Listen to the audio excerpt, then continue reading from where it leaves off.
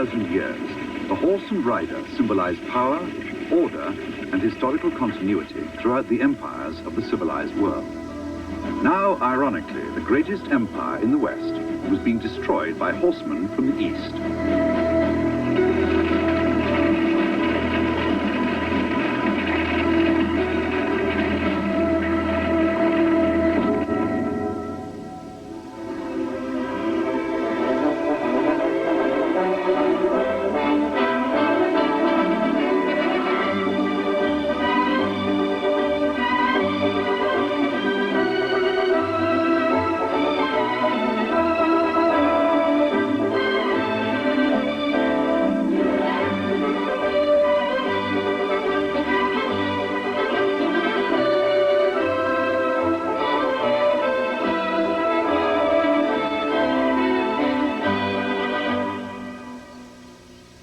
The decline of Rome opened the floodgates to successive tribes of barbarians who poured into Western Europe.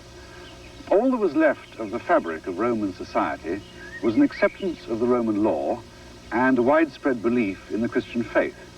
But even these remnants of Roman civilization were threatened, as the Huns, led by Attila, swept into northern Italy and on through Germany. Superb horsemen, the Huns worshipped Epona, the goddess of horses and horsemanship. It was Attila's proud boast that wherever his horse had stepped, the grass would never grow again.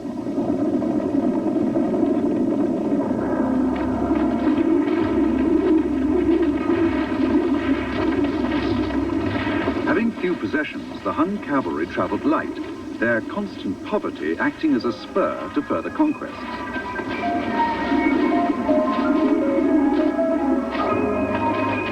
As Attila's hordes, 300,000 strong, approached the eastern frontier of Gaul, it seemed that nothing could stop them. The will to resist the Huns was centered upon the Christian faith, and the means to do so was founded upon this horse. For one other major benefit left to the world by the Romans was these descendants of their breeding program. Just as Wu Ti's breeding program, based on the heavenly horses of Bactria, had produced the larger, better quality horses, which enabled the Chinese to drive the Huns out of the east, so now it was this large Roman horse that faced the small Hunnish pony in the west. In 451, Torismond, the Visigoth chieftain, led a Christian army made up of Visigoths, Romans, Franks, and Burgundians to face the Huns at Chalons-sur-Marne on the eastern frontiers of Gaul.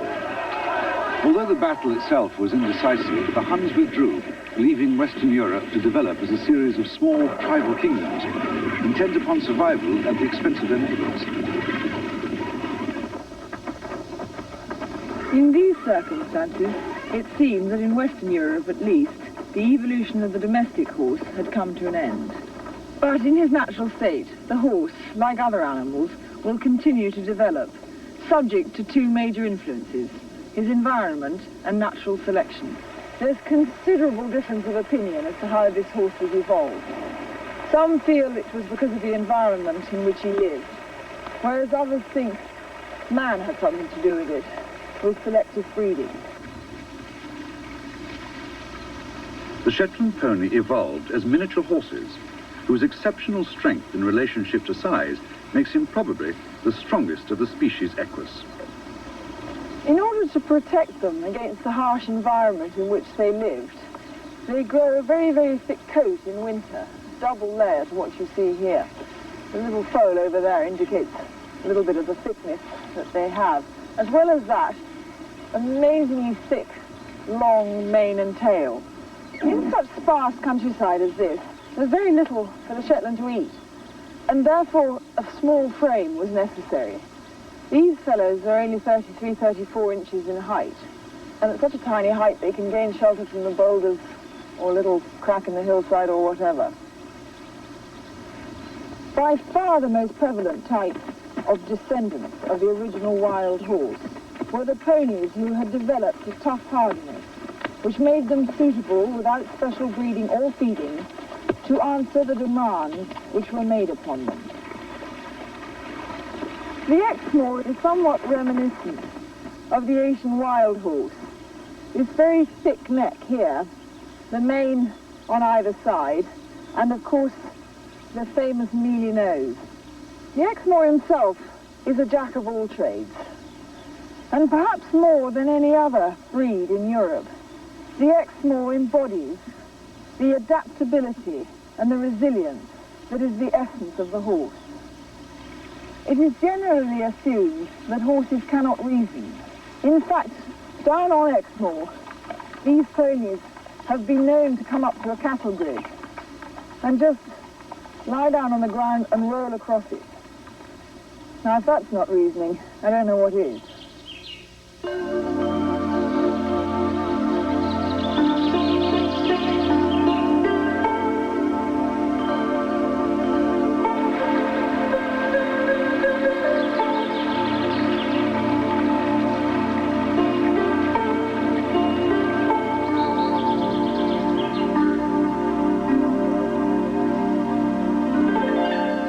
Upon seizing the imperial throne in 618 AD, the Tang dynasty embarked upon an extensive breeding program. Importing Arabian and Asian horses, the Chinese not only improved the quality and size of their horses, but increased the numbers in imperial stables from 5,000 to nearly 750,000 in the space of 50 years.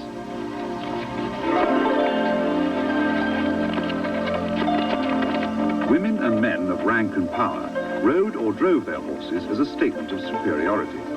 The high regard in which the horse was held in Tang times is reflected in paintings, statues, and sculptures.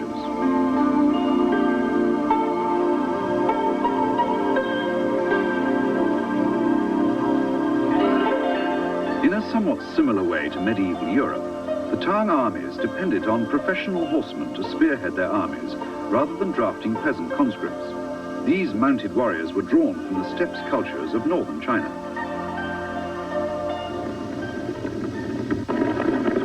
Just as the Persians had depended upon the Nicaean horse of northern Persia to maintain their military superiority, so now in China access to the horse breeding areas in the north was vital to the survival of succeeding dynasties.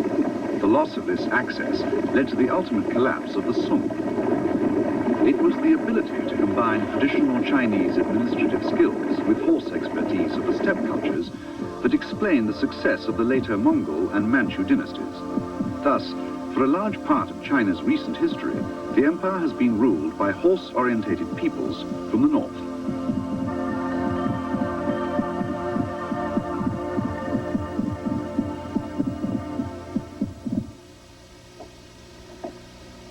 The first lesson I think we learn when we come into a saddler shop like this, you know, is just how little everything's changed.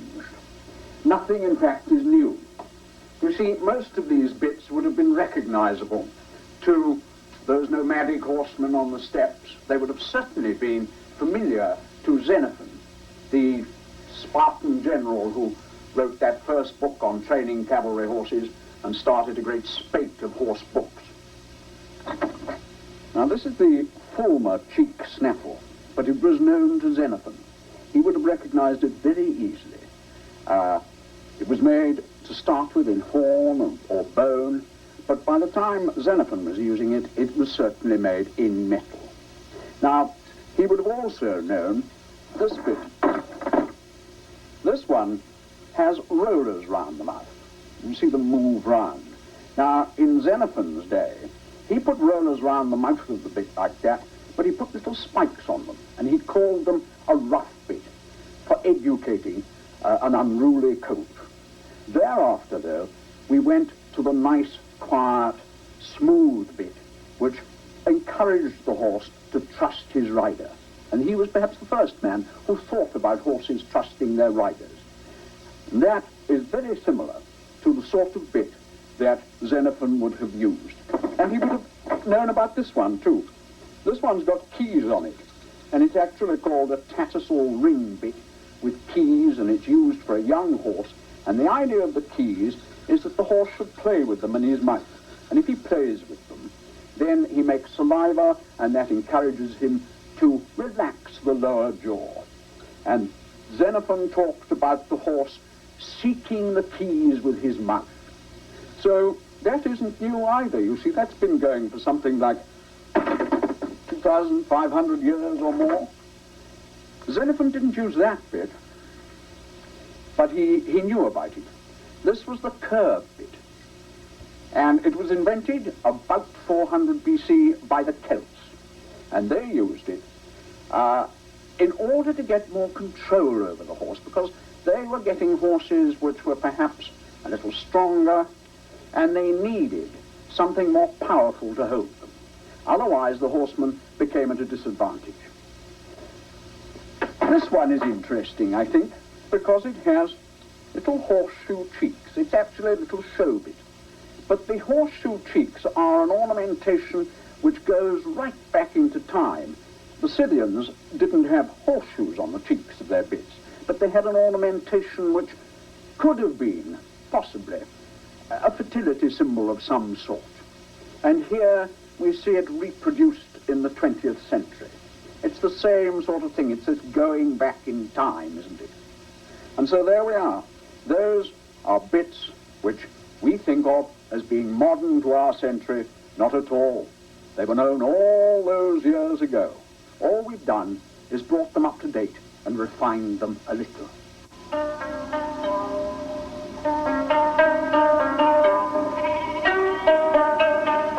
The next major evolution in the civilized world started amongst the nomadic herdsmen of the Arabian Peninsula.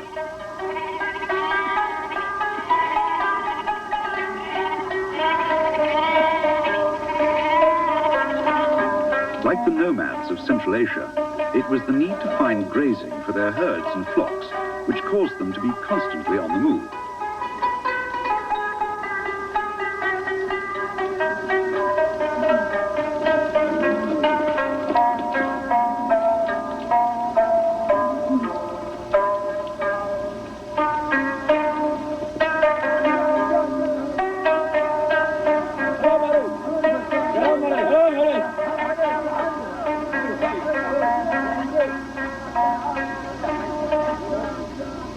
Originally, these Arab tribes had ridden camels as a means of transport, and it was as cameleers that they rode with Alexander the Great, and, on occasions, with the Romans.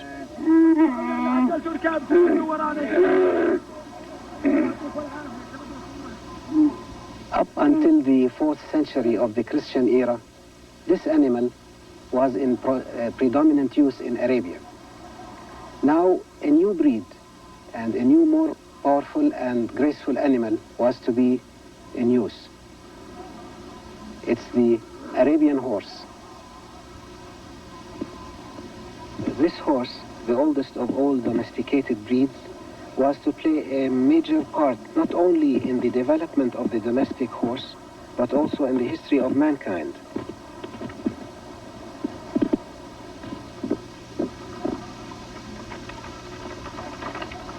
The horse played a dominant role as a noble animal, not as an animal to be used for luggage and travel and so on.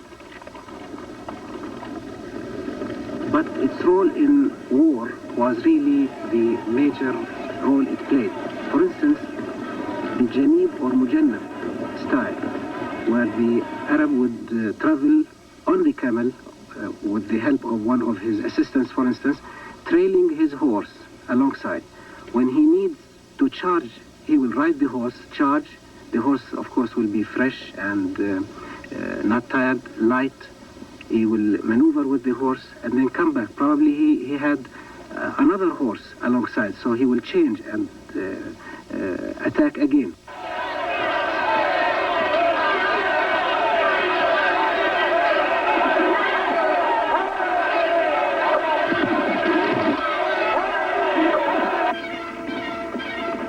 In 622, the Prophet Muhammad set up the standard of the Islamic faith and united the hitherto warring tribesmen into one cause.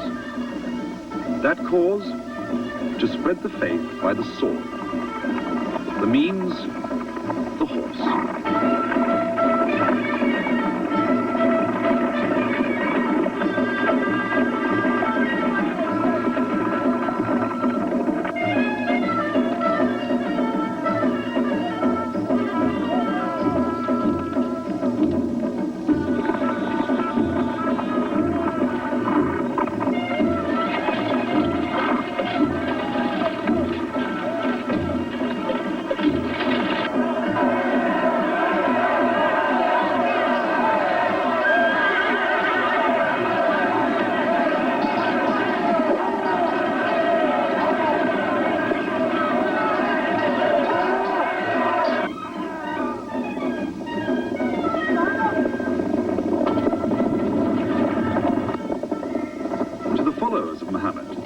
Arab horse was the essential ingredient to their successes in battle, so that in the Quran, the Islamic Bible, it is written that the horse must be loved like a part of your own heart.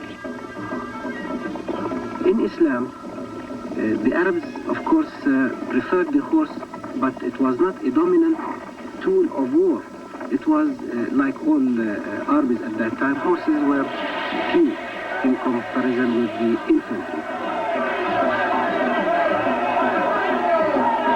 So the bulk of the Muslim soldiers, for instance, that went outside the Arabian Peninsula and conquered all these empires and these areas, the bulk was the infantry rather than the horsemen.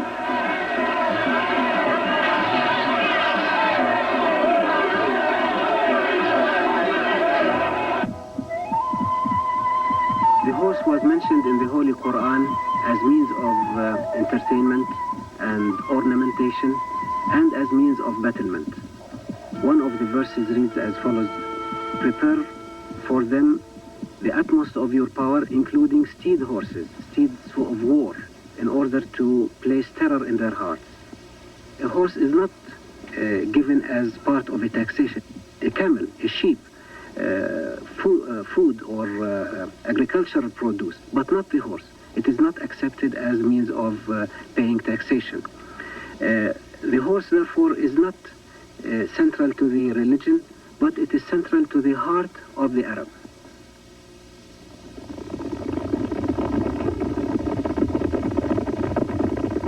Within a decade of the death of Muhammad, Syria, Palestine, Mesopotamia, Armenia, Egypt, and large parts of the North African coastline had fallen to his followers, led by his successor, Abu Bakr.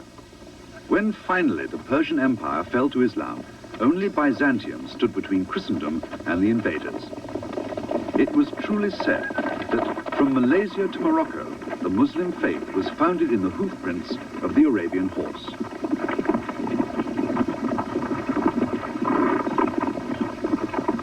The Arabs produced horses suited to their style of warfare. The sudden attack, the abrupt halt, the swift turn, and the rapid retreat. The spread of the Islamic faith had a profound effect on the cultural future of North Africa, which now became an extension of Asia rather than of Europe.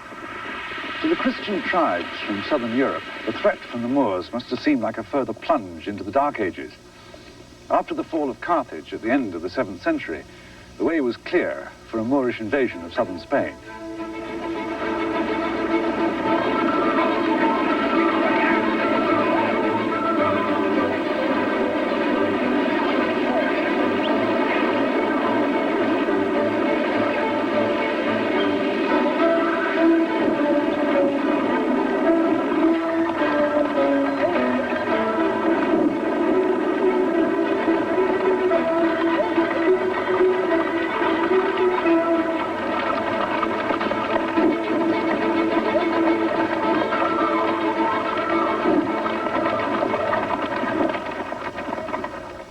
Moorish invaders met and overwhelmed Roderick, the last of the Visigoth kings, and then the whole Iberian Peninsula, apart from a few mountainous regions in the north, rapidly submitted. Why?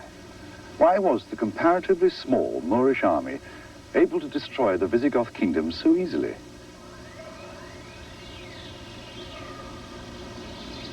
Hombre a caballo no piensa dos veces.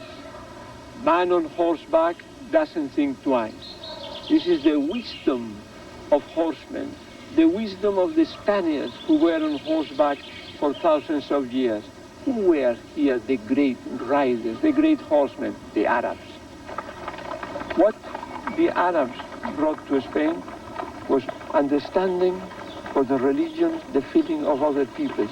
And that was what produced not only the acceptance, but the support of most of the Spanish people. Otherwise, it's inexplicable how they managed to conquer this densely populated country in a few years.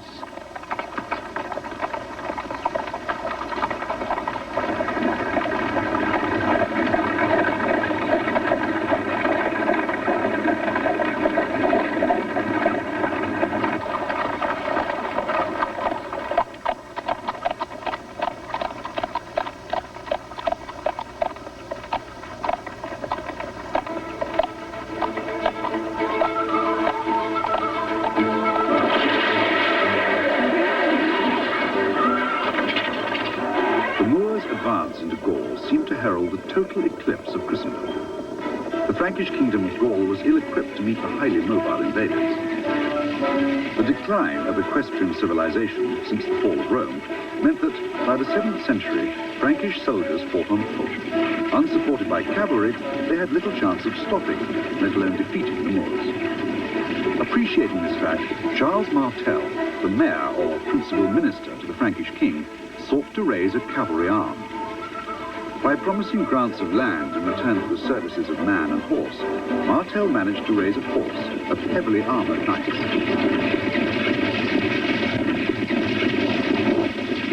Exactly 100 years after the death of Muhammad, the Frankish army, supported by Martel's heavy cavalry, met and defeated the Moors at a decisive battle at Tours in central France. This defeat of the Moors turned the tide of Islamic expansion in Europe.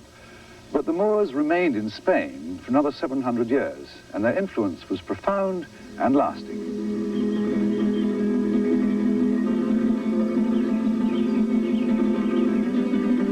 The Moors developed and improved Roman agricultural methods. Their influence on horticulture can still be seen today.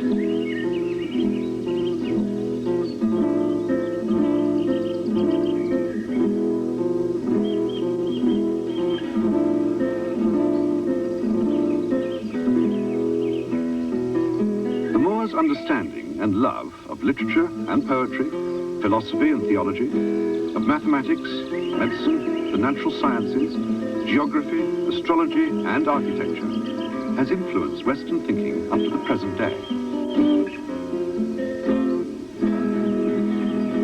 The Caliphate of Cordoba was a center of learning and excellence which spread throughout Western Europe, and a religious tolerance which compared favorably with the Christianity of medieval Europe. There was more than tolerance among the Arabs that came and ruled Spain. There was understanding. There was a deep understanding of the cultures that they had absorbed, the cultures from the East, Byzantium, above all, and through Byzantium, the Greek and Roman culture. And they also absorbed the cultures of Spain.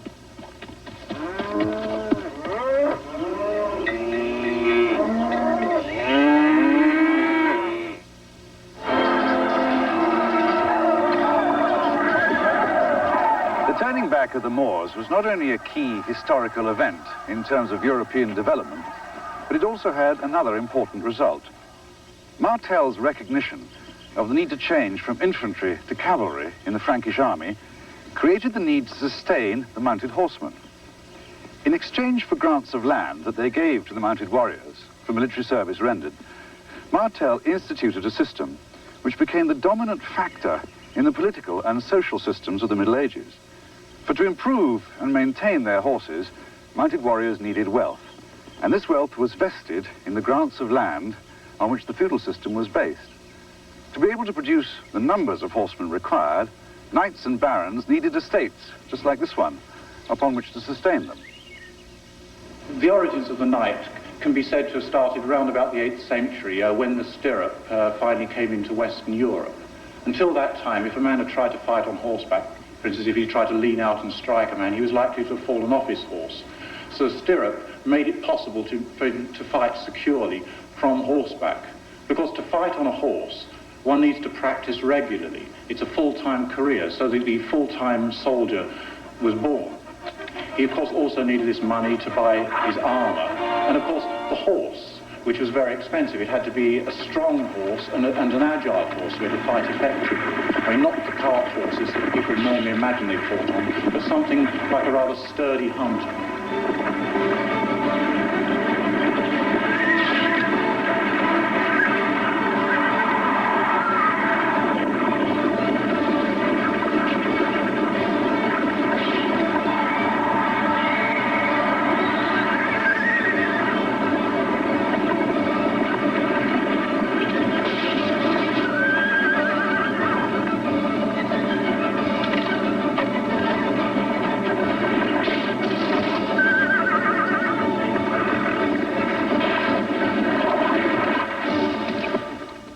Knight hung his stirrup from the front end of the tree there. That meant he sat with his leg stuck out in front of him, braced against the back. And so, at the shock of impact, he couldn't be thrown forward uncomfortably onto this large front part here, which did, in fact, afford him a bit of protection anyway. The concept of Christian chivalry, which grew up in Europe in the Middle Ages, may be attributed to Charlemagne, the first Holy Roman Emperor and grandson of Charles Martel. Charlemagne unified Central Europe, drove the Moors out of northern Spain and the Lombards from the gates of Rome. The evolution of the mounted knight represents the fifth phase in the evolution of the use of the horse in warfare. Originally, there was the chariot. This was followed by the mounted javelin thrower, then the lancer, then the mounted archer, and finally, the armored knight, who was in reality a mounted lancer with the benefit of stirrups.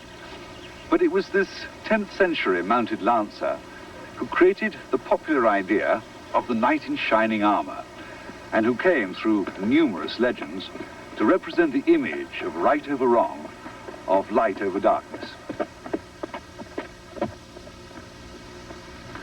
The legendary figure of the knight, as later depicted in King Arthur's court, represented an ideal in the rude world which then existed outside the clerical and scholastic centres. It was an image in which the horse played a central part. Of course, there were exceptions, like John Fitzgilbert, Marshal to King Henry I of England. He was being besieged in Newbury Castle by King Stephen, and he gave his son William as a hostage to guarantee a truce.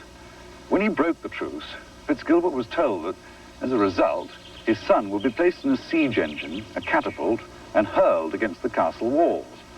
Fitzgilbert's reply to that was, "Do what you like with him. I still have the hammers and anvil upon which to forge a better one than him," which hardly fits our romanticized image of the chivalrous knight. In religion also, the rules of chivalry seem to bend, so that at the Battle of Bouvines in 1214, the Bishop of Beauvais dealt the Earl of Salisbury such a blow on the head with his mace that the Earl was stunned and subsequently captured. Clergymen, of course, were forbidden to shed blood, which explains why the bishop used a blunt instrument like a mace when he went into battle. The modern Hollywood concept of the knight and his charger was rather different from reality.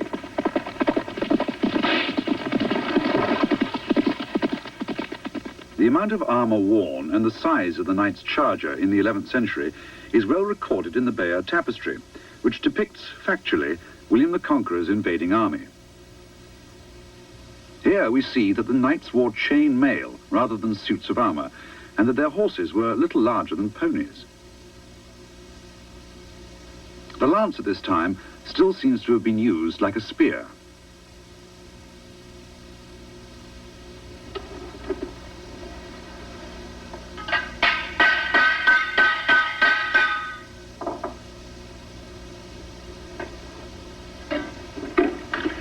When the knight on horseback charged at his enemy, of course he was confronted with hails of arrows and spears.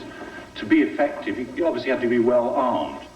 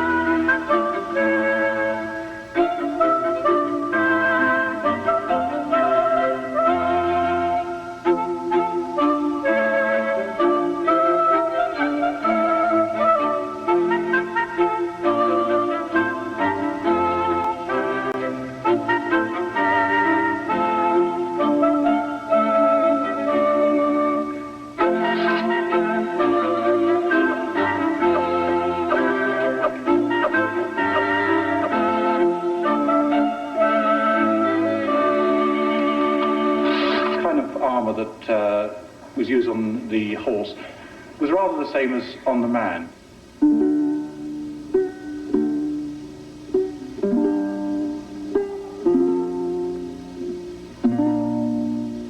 Then in the 14th 14th century, when plate armor became more common for the man, so occasionally the horse had a chamfron of plate on his head, occasionally a crinnet covering his neck, and then a patral covering his chest, because obviously it was the front part that was most exposed to the enemy.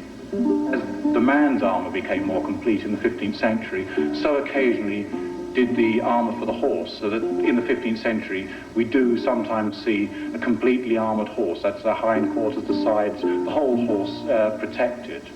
This obviously made him into a very efficient unit. The man and the horse together were in effect the tank of the Middle Ages. The widely held belief is that a crane was necessary to hoist the knight on horseback. This idea stems from Mark Twain in his Connecticut Yankee in the Court of King Arthur. It was introduced as an element of amusement, but it would have been as ridiculous to the medieval soldier as it is to us. The main problem of armor tended to be the heat. In the days of mail, a thick quilted garment was worn underneath it, so of course that could become very sweaty when the weather got hot, and of course plate armor was equally a problem. The thing that wasn't a problem was the weight, because armor was designed to protect the man. He was a fighting man, he had to be able to fight in it. The weight of a complete armor would be about 3 stones, say 50 pounds, which distributed over the body is no problem at all. It's rather less, in fact, than the soldier was carrying on his back in action in the First World War. A new breed of horse was being developed in Spain, which was to become the epitome of the knight's charger. This North African barb had carried the Moors across North Africa and into Europe. In Spain, where the native Iberian pony had already been improved by the Romans, the infusion of this fresh blood produced the Andalusian. The Spanish horse, an Andalusian horse, crossbred with possibly a barb or occasionally a pure Arab, played a very prominent part in warfare, cavalry warfare, from very early times until quite late on.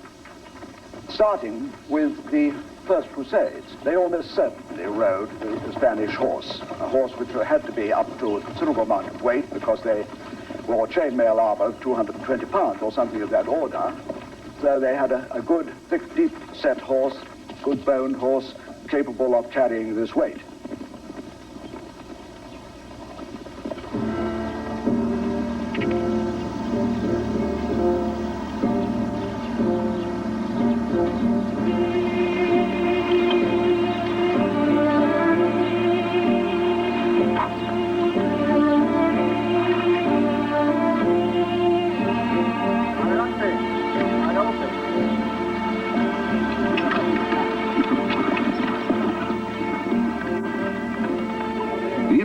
These horses on future breeds makes them, after the Arabian, probably the most important of all domestic breeds.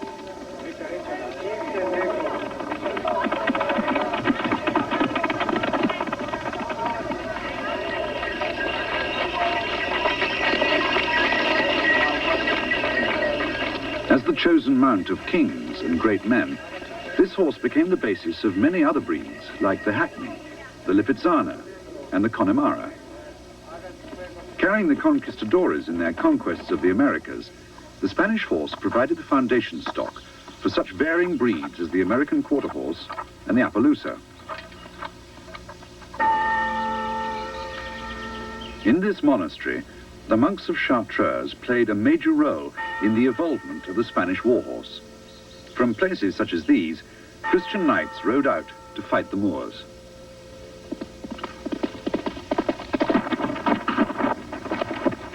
The natural balance and suppleness of the Spanish horse enabled him to respond readily to the constant changes of pace and direction called for by knights in battle.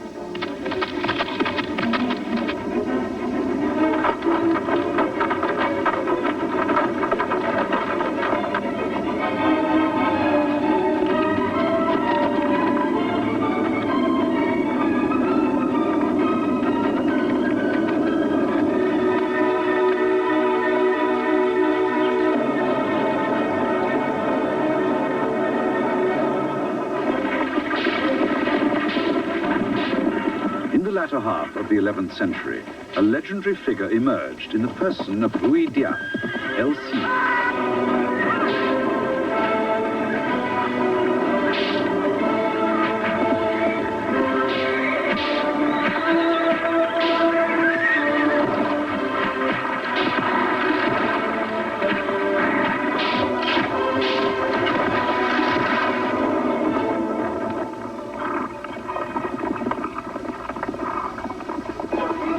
describing his philosophy to an admirer, he said, "Lady, you see the horse sweating and the sword bloody. That is how one vanquishes Moors in the field."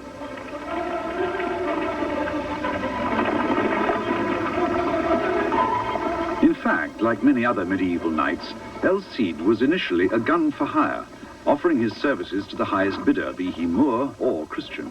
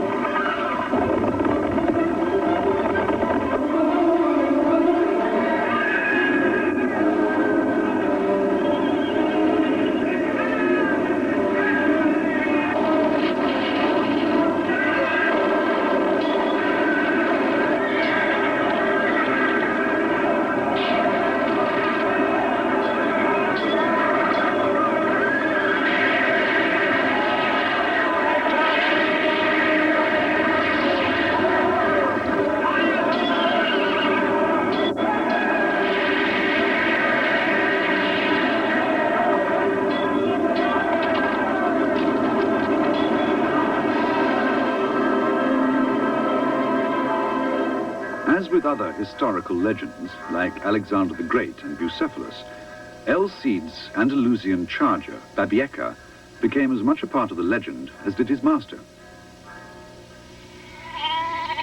By the end of the 12th century, the civilized world could be divided into 3 areas, each dominated by a different form of religious belief.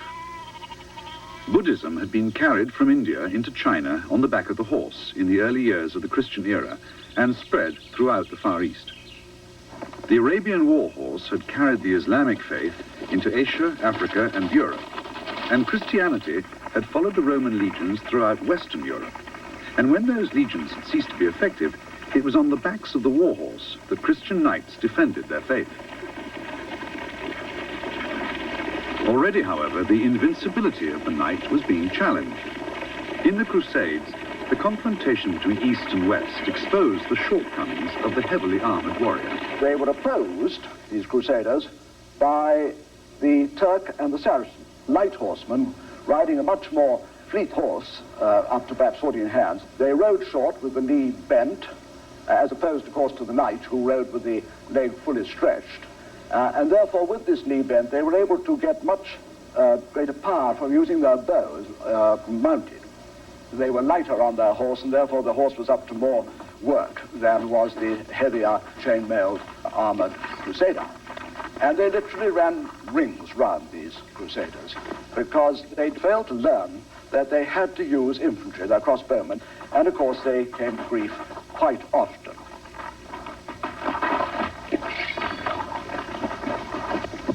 It's been often said that in the West we failed to copy these light horsemen and adapt similar tactics. I think there are reasons for this. Principally, of course, is because we weren't such good horsemen as they were. They were absolutely, as I said before, part and parcel of their horse and quite brilliant. By the beginning of the 13th century, a new tribe of nomadic warriors was establishing an empire in Central Asia. Their leader, Genghis Khan, having established himself as Khan of all the Khans, now prepared to lead his Mongol hordes to the conquest of the civilized world. Perhaps the light horsemen who had the greatest influence on the future tactics of cavalry were the Mongols. They were remarkable horsemen. They were almost born on a horse. They slept on a horse, lived on a horse, ate the horse. They weren't very good horse masters. They had the milk of a horse, and they, from a very young age, they were part and parcel of their little 13-hand Mongolian ponies.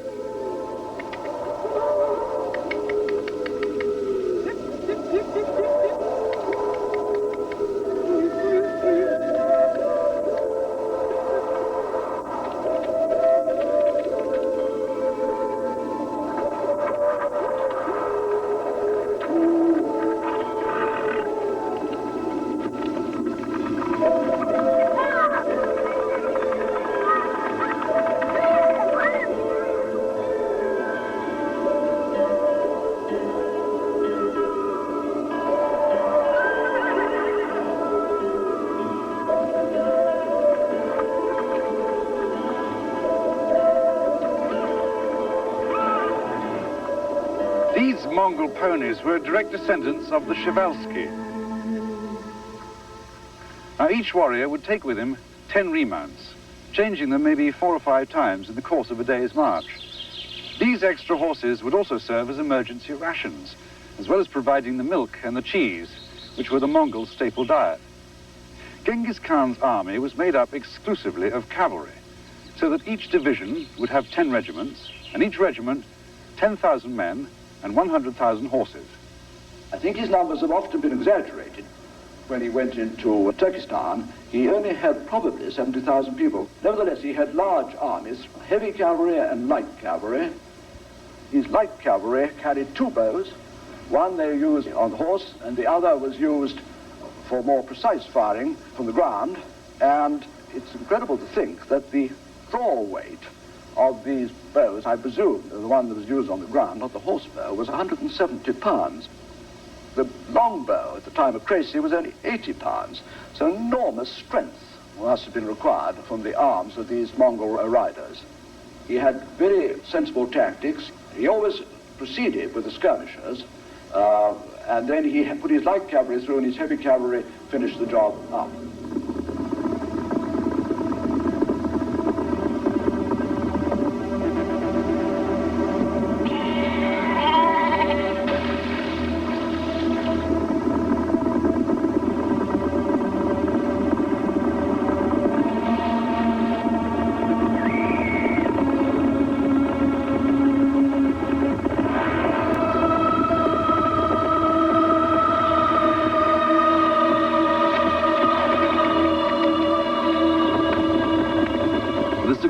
Of the Mongol tactics was based upon their mobility. Genghis Khan would send firstly spies, then advanced units to assess the strength of the opposition. Since secrecy was a vital element in his surprise tactics, none were allowed to escape. Prisoners were rarely taken. In expressing his view of what brought him the greatest happiness, Genghis Khan declared, "To crush your enemies, to see them fall at your feet, to take their horses and goods, and hear the lamentations of their women. That is the best."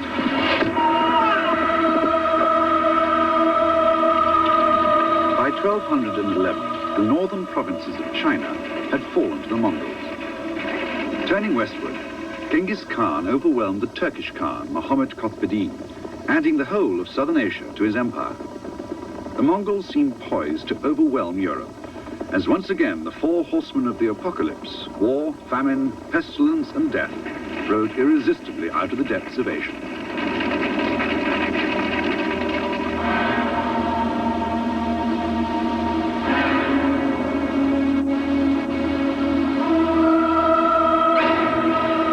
Backed by 700,000 armed warriors, Genghis Khan advanced into Eastern Europe.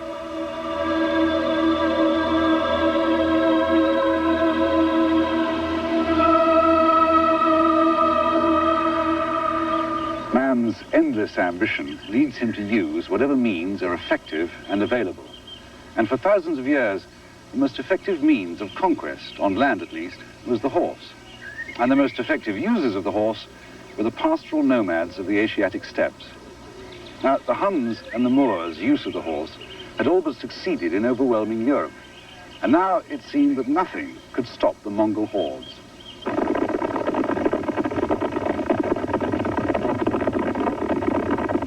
The stench of these Mongol horsemen was so overwhelming that it was claimed that their approach could be detected from over 20 miles away.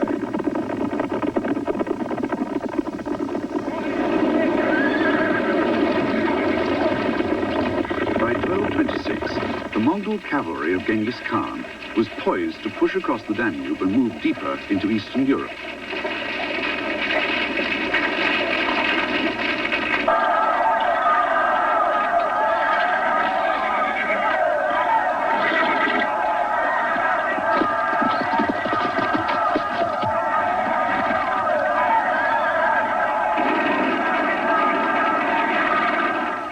Threatened by the horse, Europe was once again saved by the horse.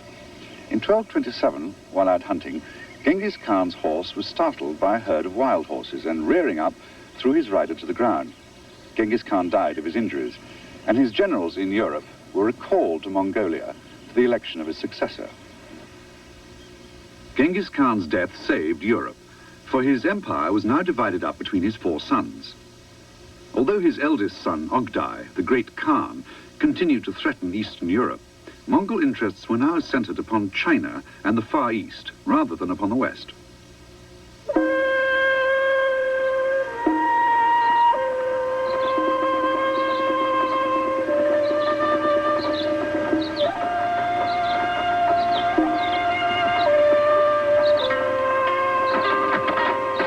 Further east, the Japanese were now threatened by Mongol invasion. There, as in the West, the warrior horseman became the clan leader, and by the 11th century an armored knight, guardian of a feudal system similar in many respects to that of Europe.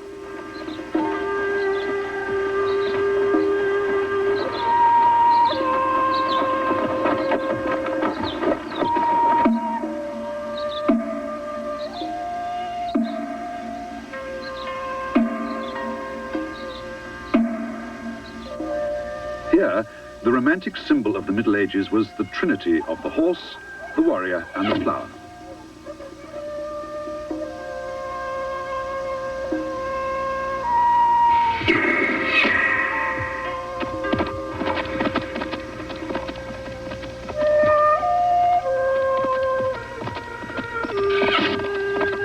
For the mounted warrior, the foremost accomplishments were his skill in horsemanship and archery, fencing, and jiu-jitsu.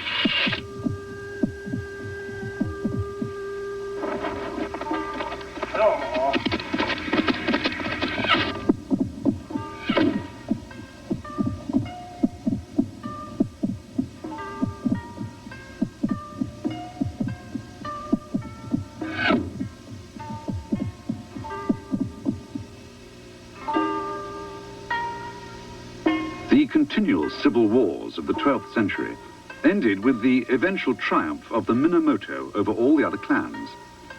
Their leader, Yoritomo, established a militaristic state symbolized by the mounted warrior. It was these warriors who prepared to meet the invading Mongol armies of Kublai Khan, the grandson of Genghis. An approaching storm caused the Mongols to withdraw. 7 years later, an invading army, some 150,000 strong, landed on the western shores of Japan.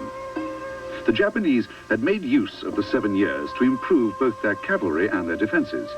They managed to hold the invaders on the shoreline until another storm, a typhoon known as the kamikaze, or wind of heaven, swept down upon the Mongol fleet. In their belated efforts to escape the storm, this fleet was destroyed and most of the army were drowned. Thenceforward, Japan was not invaded until 1945.